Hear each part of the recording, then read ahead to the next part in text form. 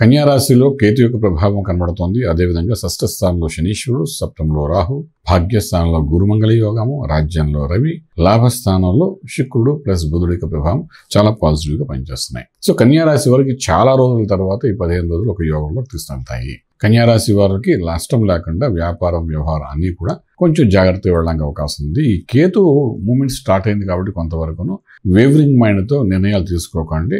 స్థిరంగా ఆలోచించి నిర్ణయం తీసుకోగలిగితే ఉద్యోగరీత్యా కూడా మీరు చేసే ప్రయత్నం సక్సెస్ఫుల్ అవుతాయి. వ్యాపార రీత్యా మీరు కొత్త ప్రయత్నాలు ఏమైనా చేస్తున్నారో దాని శ్రీకారం చుట్టండి. ఈ 15 రోజులు ఆరంభించండి. దీంట్లో ఒక సక్సెస్ అనేది కనబడే అవుతుంది. లాంగ్ టర్మ్లో అది మీకు మంచి యోగాన్ని ఇచ్చే అవకాశం బాగా కనబడుతుంది.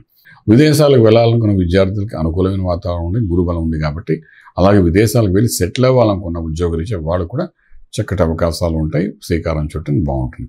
ఆరోగ్య విషయానికి వచ్చేటప్పుడు 6వ స్థానంలో శనీశ్వరుడు, సప్తమంలో మీకు రాహు యొక్క ప్రభావం కనబడుతుంది.